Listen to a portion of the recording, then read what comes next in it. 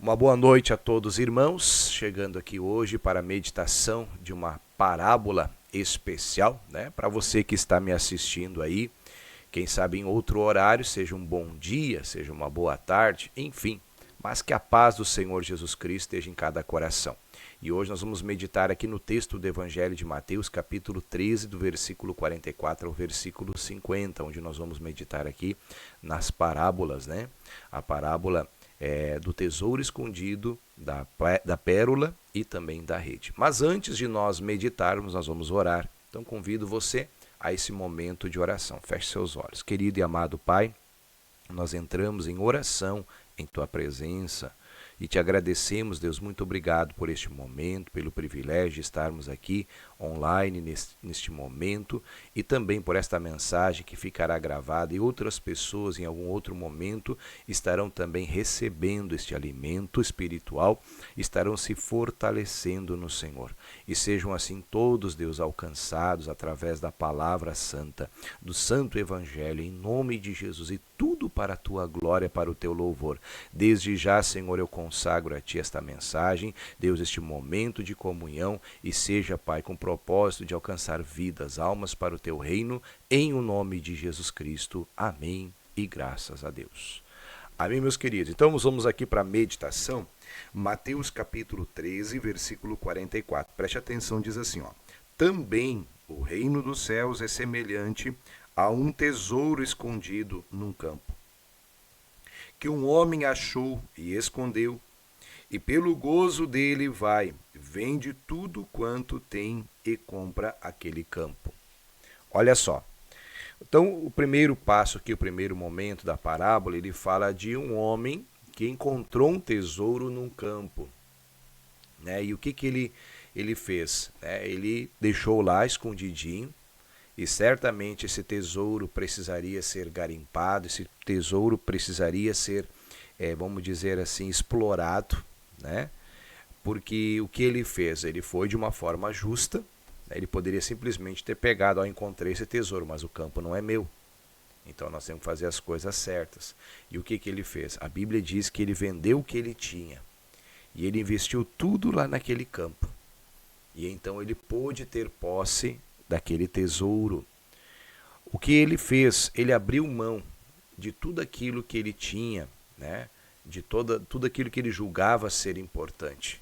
Porque para ele, naquele momento, entendendo, conhecendo, né, esse tesouro que tinha ali, ele preferiu esse tesouro.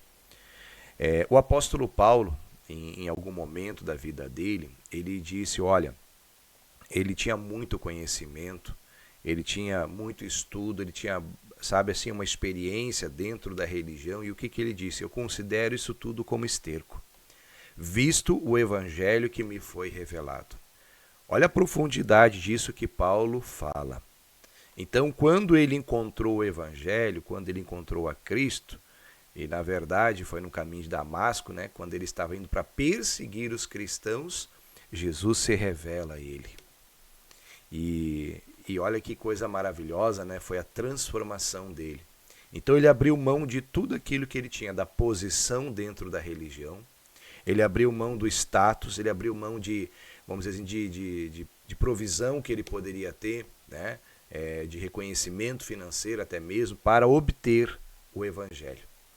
De perseguidor ele passou a ser perseguido, e Paulo sabia disso, ele tinha ciência de que isso iria acontecer. Só que ele encontrou algo que era maior, ele encontrou algo que era melhor, ele encontrou a Cristo, o melhor tesouro. Olha, muitas pessoas têm procurado, sabe? E às vezes até não diretamente, porque essa é a segunda parte da mensagem, né? Quando alguém está procurando, mas às vezes a pessoa, pela jornada da vida, Cristo se revela a ela. Às vezes ela não estava nem procurando por aquilo, mas ela encontrou. No caso de Paulo, né? Paulo não estava procurando conhecer a Cristo, ele estava procurando matar os cristãos. Porque ele, como fariseu, e ele com ordem dos religiosos lá, julgando a fé cristã como uma seita, ele perseguiu. Então o que ele estava fazendo? Ele queria eliminar, ele queria exterminar com os cristãos, porque ele julgava que o conhecimento que ele tinha era maior, era mais poderoso, era mais rico. Só que quando ele teve o encontro com Cristo, e aqui está o ponto, muitas pessoas ainda não tiveram essa revelação do brilho do Evangelho. Muitos ainda não tiveram a revelação do que é ter o encontro com Cristo.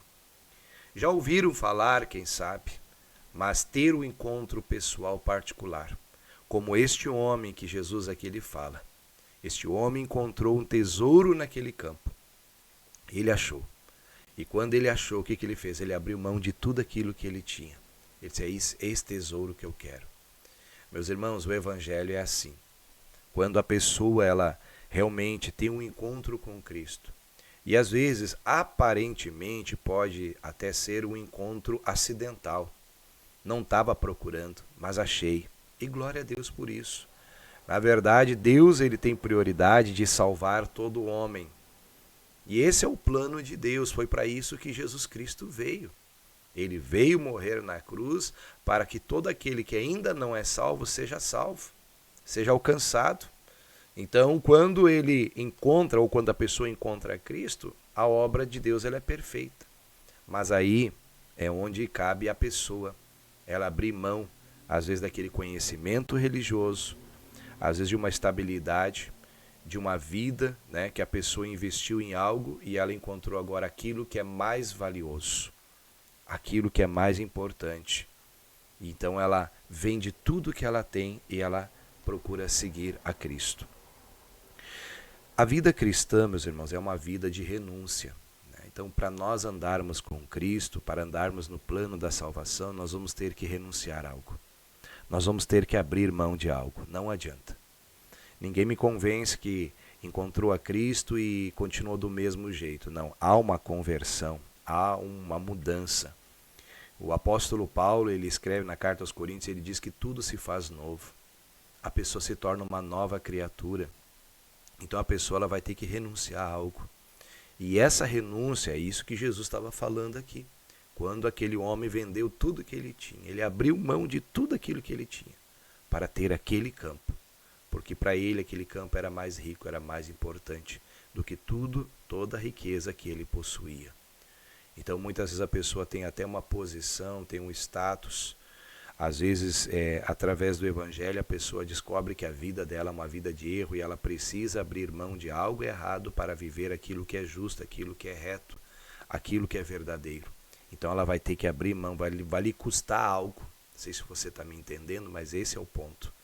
É quando a pessoa vai ter que investir no reino de Deus, ela vai ter que abrir mão daquilo que ela julga importante. Então, essa é a primeira parte da parábola. A segunda, que está aqui no versículo 45, diz assim: outro sim, o reino dos céus é semelhante a um homem negociante que busca boas pérolas e, encontrando uma pérola de grande valor, vendeu tudo quanto tinha e comprou-a.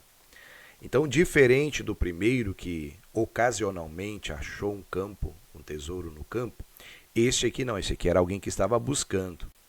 Este era alguém que estava, garimpando. Esse era alguém que estava negociando, diz aqui. Não que o reino de Deus seja um negócio. A gente precisa entender que Jesus ele compara, né? As parábolas são comparações. E Jesus usava sempre coisas assim do cotidiano das pessoas para elas entenderem melhor como funcionava o reino de Deus, o reino espiritual, o reino dos céus.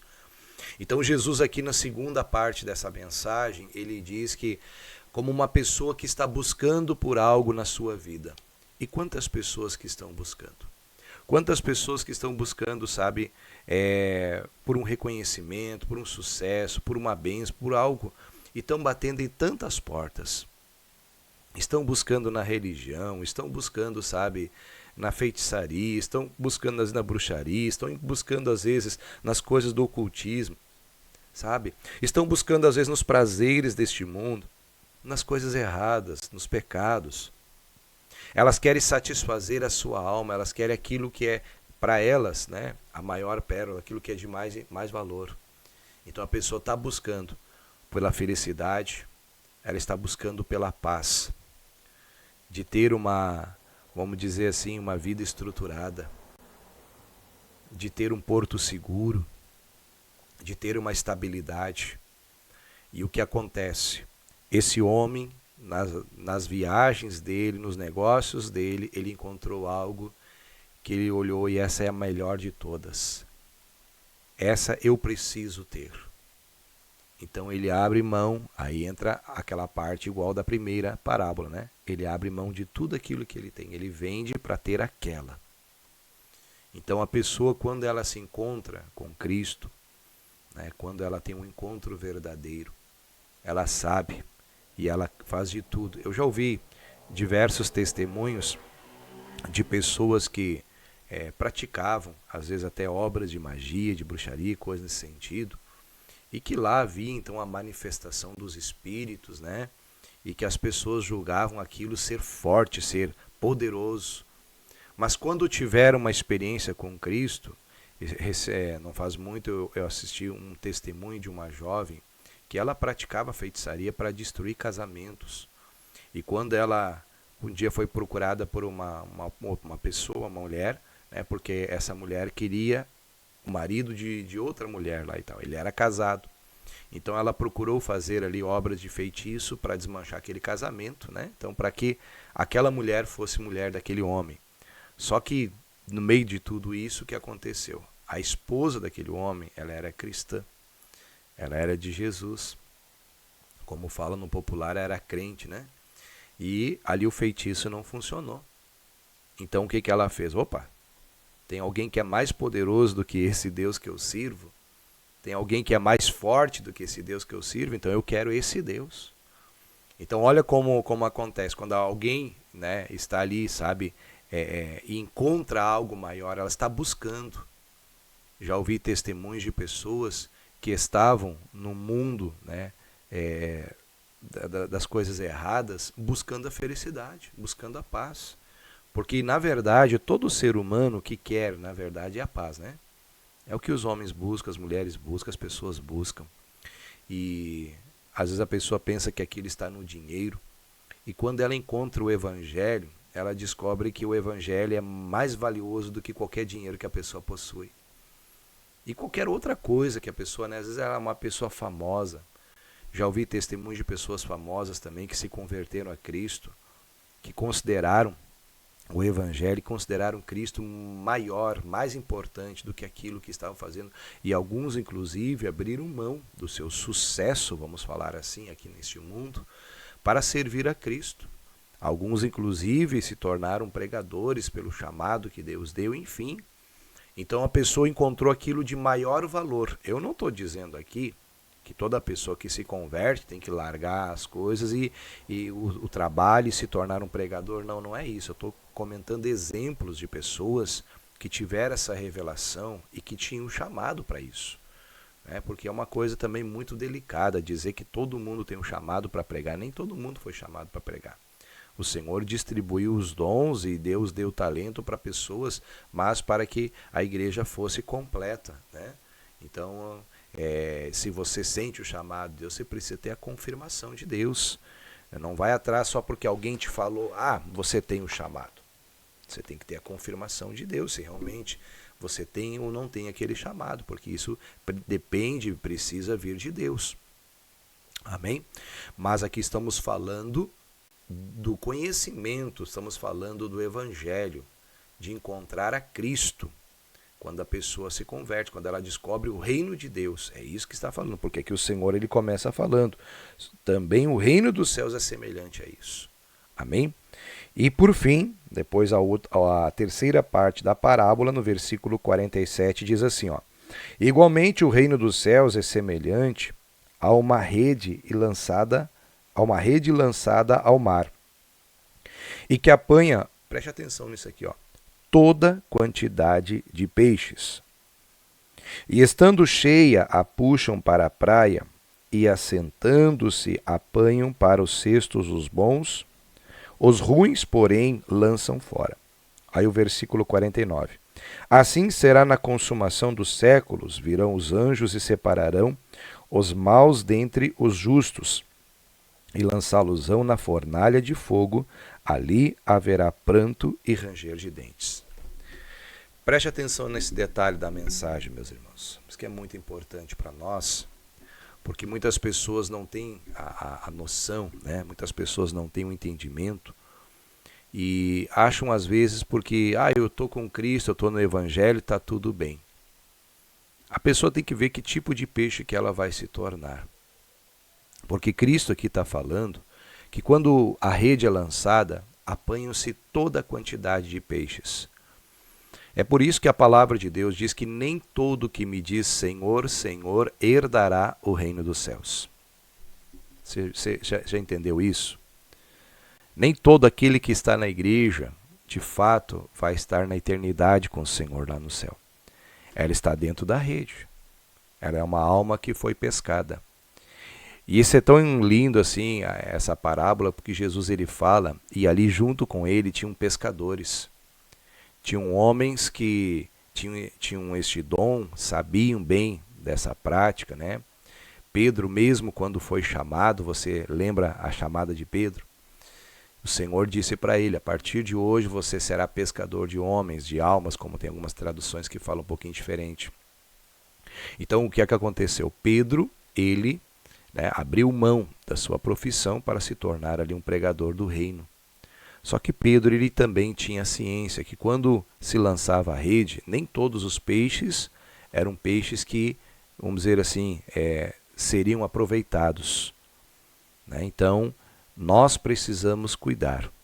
Nós precisamos ver que tipo de peixe nós estamos sendo. Nós estamos sendo aqueles do reino de Deus ou não? Do reino dos céus? Ou estamos na rede apenas para nos beneficiar?